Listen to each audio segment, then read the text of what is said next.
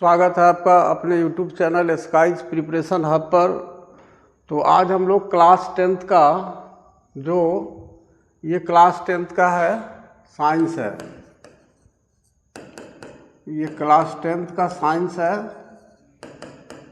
इसका हम लोग 1 से 80 तक ऑब्जेक्टिव क्वेश्चन पढ़ लिए हैं और उसके बाद जो फर्स्ट पार्ट था जो सेक्शन बी में हम लोग फिजिक्स का पढ़ रहे थे और फिजिक्स का हम लोग वेरी शॉर्ट जो 8 क्वेश्चन था उसको पढ़ लिए हैं और इसमें 2 लॉन्ग क्वेश्चन है, जिसमें से फर्स्ट जो लॉन्ग क्वेश्चन है उसको हम लोगों ने पढ़ लिया है कि अवतल लेंस और उत्तल लेंस के जो 2 मुख्य फोकस है उसके बारे में हमें क्या करना था कि उसका आपको स्पष्ट करना था। तो हमने उसको पढ़ लिया और एक और लॉन्ग क्वेश्चन है, उसके बाद फिर केमिस्ट्री वाला पार्ट्स हम लोग अगले दिन से पढ़ेंगे। तो इस लॉन्ग को आज हम लोग क्लियर कर लेते हैं। ये हमारा जो क्वेश्चन है, ये क्वेश्चन देखिए कि डायनमो क्या है। डायनमो क्या है, इसके सिद्धांत और क्रिया का सचित्र वर्णन करें। तो इसका चित्र, चूँकि हम ये PDF अपना से ही इसको बनाए हैं तो इसलिए इसका चित्र तो बनाना पड़ेगा। तो चित्र को आप लोग समझ लीजिए, पहले इसको हम क्लियर कर देते हैं कि चित्र आप लोगों को बनाना पड़ेगा। ये इस तरह से आप एक बना सकते हैं, एक ये हो गया। इसमें ये नाल चुंबक, ये नॉर्थ पोल है और ये साउथ पोल है, इसका नाम आप रख दीजिए नाल चुंबक। कुछ पेन वर्क होना चाहिए, पूरा का पूरा PDF पढ़ देना जो है सो वो वाला पढ़ाई थोड़ा सा दूसरे टाइप का होता है। उसके बाद ये नाल चुंबक है। उसके बाद यहाँ पर आप ये वाला जो पार्ट्स देख रहे हैं, ये वाला पार्ट्स आपका ये क्या आर्मेचर है, ये आर्मेचर है। आर्मेचर किसे कहते हैं कि एक आयताकार आपको वायर होता है, कुंडली होता है जो घूमते रहता है, घूर्णन का काम करता है। तो इसको हम लोग, इसका नाम आप लिख लेंगे, हम इसको आर्मेचर कहते हैं। और भी बढ़िया ढंग का चित्र आप लोग देख करके बना लीजिएगा। और उसके बाद क्या होता है कि एक कुंडली यहाँ पर इस आर्मेचर से एक कुंडली जुड़ा हुआ है। ये कुंडली यानी क्वाइल इससे जुड़ा हुआ है और ये जो क्वाइल है ये आपको किससे जुड़ा हुआ है, तो यहाँ पर कोई, आप मान के चलिए कि यहाँ पर कोई विद्युतीय संसाधन है, बल्ब वगैरह इसको मान सकते हैं। ये इसको आप विद्युतीय संसाधन आप मान, ये विद्युतीय संसाधन है, विद्युतीय संसाधन है। और उसके बाद इसको और भी आप इसमें जोड़ सकते हैं कि ये जो संसाधन है वह एक वृत्ताकार चकती के साथ ये कनेक्टेड है। यहाँ पर एक वृत्त के आकार का चकती है और इसी चकती से क्या है कि ये आपको कनेक्टेड है। तो ये वृत्ताकार चकती है। ये आपको ये वाला जो देख रहे हैं ये वृत्ताकार चकती है, ये वृत्ताकार चकती है। और ये जो चकती है ये आपको इसमें ये लोहे के छड़ के साथ ये कनेक्टेड है। ये वाला देख रहा है, ये लोहे के छड़ के साथ कनेक्टेड है, लोहे के छड़ के साथ ये कनेक्टेड है। तो ये आपको एक डायनमो का एक डायग्राम आप लेके चल सकते हैं, क्योंकि किसी किसी को चित्र बनाने में बड़ा बढ़िया इंटरेस्ट होता है और आपको एग्ज़ाम में तो बढ़िया बनाना ही पड़ेगा। तो मूल रूप से इसका कॉन्सेप्ट हमको समझना है कि डायनमो पर हम देखते हैं कि डायनमो क्या है। इस लाइन को पहले हम क्लियर करते हैं। डायनमो क्या है, व्हाट इज डायनमो। इसको हम इलेक्ट्रिक जनरेटर भी कह सकते हैं, एक तरह से इलेक्ट्रिक जनरेटर यानी विद्युतीय जनित्र भी इसको हम कह सकते हैं। इसको अगर डायनमो के जगह आपको विद्युतीय जनित्र करके अगर क्वेश्चन पूछ दे तो भी आप इसी प्रकार का आप चित्र बनाइएगा और सेम ढंग का आपका व्याख्या हो जाएगा। तो डायनमो क्या है? ये विद्युत चुंबकीय प्रेरण के सिद्धांत पर कार्य करने वाला एक ऐसा संसाधन है जिसमें यांत्रिक ऊर्जा को विद्युत ऊर्जा में परिवर्तित किया जाता है, डायनमो कहलाता है। देखिए, ये 3 चीज आपको इसमें समझना है। एक है कि ये विद्युत चुंबकीय प्रेरण के सिद्धांत पर कार्य करता है, इलेक्ट्रोमैग्नेटिक इंडक्शन। इलेक्ट्रोमैग्नेटिक इंडक्शन विद्युत चुंबकीय प्रेरण के सिद्धांत पर यह कार्य करता है, और इसी सिद्धांत पर कार्य करने वाला ये एक क्या है? संसाधन है, एक यंत्र है, जिसमें क्या किया जाता है? जो मैकेनिकल ऊर्जा है, यांत्रिक ऊर्जा है, उस यांत्रिक, यानी आप बहुत सारे यंत्रों को इस तरह से एडजस्ट करते हैं कि सबको मिला करके एक प्रकार का यंत्र बन जाता है, और उस यंत्र से जो ऊर्जा रिलीज होता है उसी ऊर्जा को वो इलेक्ट्रिक एनर्जी में, विद्युत एनर्जी में ये परिवर्तित कर देता है। कौन चीज़? ये संसाधन। ये जो यांत्रिक ऊर्जा जिस संसाधन से प्राप्त हो रही है वो क्या करता है? वो यांत्रिक ऊर्जा को वो संसाधन विद्युत ऊर्जा में परिवर्तित कर दिया जाता है, और इस पूरे संसाधन का नाम डायनमो है। तो विद्युत चुंबकीय प्रेरण के सिद्धांत पर कार्य करने वाला एक ऐसा संसाधन जिसमें यांत्रिक ऊर्जा को विद्युत ऊर्जा में परिवर्तित किया जाता है, डायनमो कहलाता है। अब ये विद्युत चुंबकीय प्रेरण किसको कहा जाता है? तो आप एक बात समझ लीजिए कि आप बिजली का तार देख रहे हैं।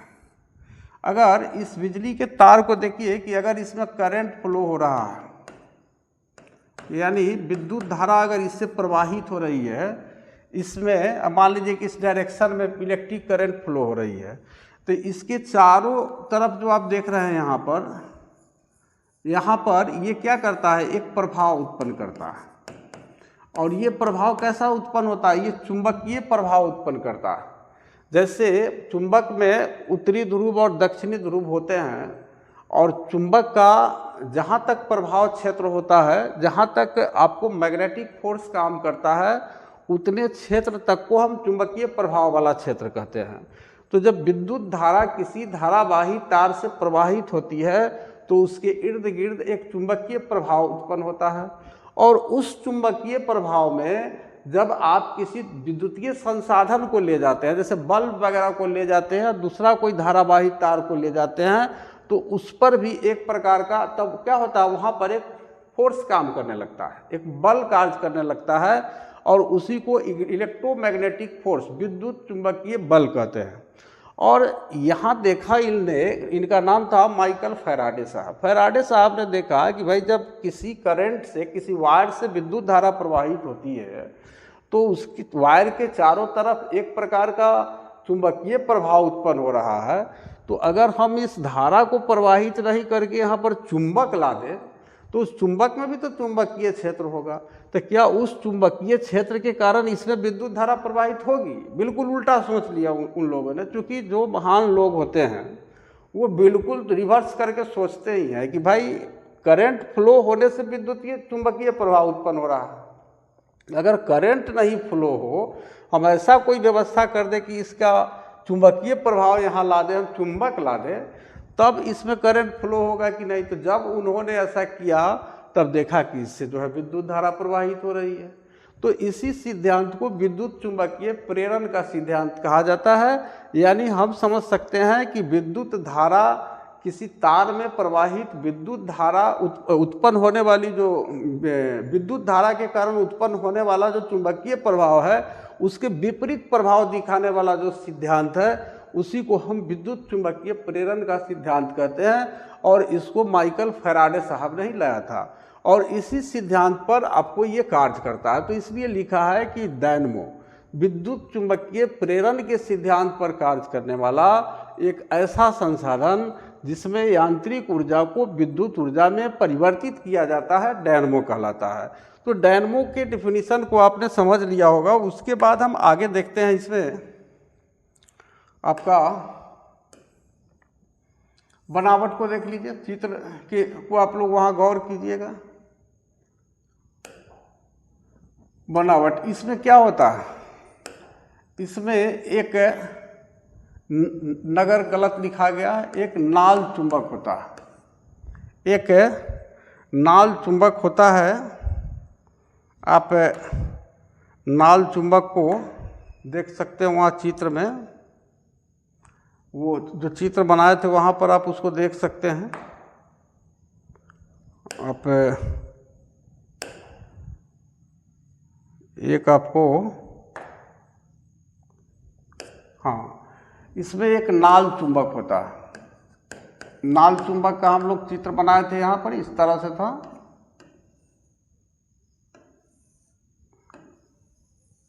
इस तरह का था, जिसमें एक नॉर्थ पोल था, एक साउथ पोल था, और नाल चुंबक के बाएं किनारे पर एक आर्मेचर यहाँ पर इस तरह से लगा हुआ था। आप उस चित्र को देख लीजिएगा, लगा रहता है। और दाएं किनारे पर क्या रहता है, तो दाएं किनारे पर लोहे की वृत्ताकार चकती लगी रहती है, चित्र में आपने देखा है। और लोहे की छड़ के ऊपर कुंडलीकार धारावाही तार लिपटा रहता है, धाराशाही नहीं, धारावाही तार लिपटा रहता है। लोहे की छड़ जो वहाँ देख रहे हैं आप, जो वृत्ताकार चकती जिससे जुड़ा हुआ है, तो उस छड़ के ऊपर कुंडली, आपको कुंडलीकार, कुंडलीकार का मतलब कि मान लीजिए कि ये छड़ है तो इस पर कई फेरों वाला आपको तार लिपटा हुआ है, जो विद्युतीय संसाधन से जुड़ा रहता है। और ये आप देखोगे कि यहाँ पर एक बल्ब वगैरह या कुछ जुड़ा हुआ रहता है। किसी यांत्रिक संसाधन के सहारे लोहे की वृत्ताकार चकती को तेजी से घुमाते हैं। अब क्या करते हैं कि किसी यांत्रिक संसाधन, किसी यंत्र की सहायता से हम लोहे की जो वृत्ताकार चकती है उसको क्या करते हैं, तेजी से घुमाते हैं। घुमाने के बाद क्या होता है कि नाल चुंबक के अंदर आर्मेचर जो देखें आप, ये वाला, ये तेजी से घूमने लगता है इसके अंदर। और चुंबक के अंदर जब ये घूमेगा तो क्या करेगा, विद्युत चुंबकीय प्रेरण उत्पन्न कर देता है, चुंबक के अंदर उत्पन्न होता है। और जो धारावाही आपको तार है, जो तार देख रहे हैं, उससे विद्युत धारा का प्रवाह होता है। अब विद्युतीय संसाधन स्वचालित है, तो खुद चलते रहता है ये संसाधन। ऐसा नहीं है कि चूंकि ये कंटिन्यू चल रहा है, ज्यों ही क्या होगा कि आर्मेचर क्षैतिज क्रम में आता है, ये घूमते हुए, मान लीजिए कि जैसे ये घूम रहा तो कभी ऐसे हो गया और क्षैतिज हो गया, तो क्षैतिज क्रम में आता है, त्यों ही आर्मेचर और नाल चुंबक के बीच की दूरी बढ़ जाती है।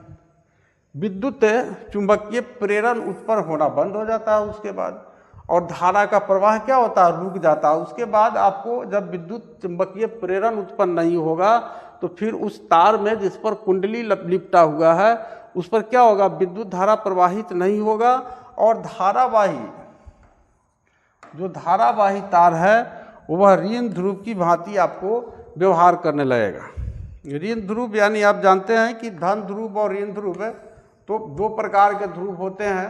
तो मुख्य रूप से हमको यही क्लियर करना था। उसके बाद नेक्स्ट जो हमारा क्वेश्चन है उसको हम लोग क्या करेंगे कि केमिस्ट्री से हम लोग इसको स्टार्ट करेंगे, और इसमें 8 क्वेश्चन होंगे। तो अगले लेक्चर में हम लोग साइंस का 8 क्वेश्चन को हम लोग समाप्त करेंगे। उसके बाद उसके 2 लॉन्ग है, उसके बाद फिर बायोलॉजी के 8 आएंगे, और फिर उसके बाद 2 लॉन्ग होंगे। अगर ठीक से हमको लगता है कि रिपीट करके इसको देख लीजिए अगर प्रत्येक क्वेश्चन को, तो फिर 1 साल में आपको, हमको लगता है कि किताब के लगभग हर चैप्टर से कुछ ना कुछ कॉन्सेप्ट आपको मिल जाएंगे। और 5 साल का जब आप कर लेंगे तो हम समझते हैं कि चैप्टर का पूरा सिलेबस का कॉन्सेप्ट क्लियर हो जाएगा। और आप लोगों से ये भी कहते हैं कि यदि कोई बात समझ में नहीं आती है तो आप हमसे व्हाट्सएप से कनेक्टेड, अगर आप बोलेंगे तो हम रिपीट करके और बेहतर ढंग से उसको समझा देंगे। और उसके बाद आपको व्हाट्सएप पर भी हमको लिख सकते हैं और कमेंट में भी लिख सकते हैं। तो चलिए, इसी के साथ हम आज का ये छोटा लेक्चर था यहीं समाप्त करते हैं। और आप लोगों से आग्रह करते हैं कि आप चैनल को जितना ज़्यादा से ज़्यादा संख्या में हो सब्सक्राइब कीजिए, और जो लोग सब्सक्राइब नहीं किए हैं चैनल को सब्सक्राइब कर लीजिए।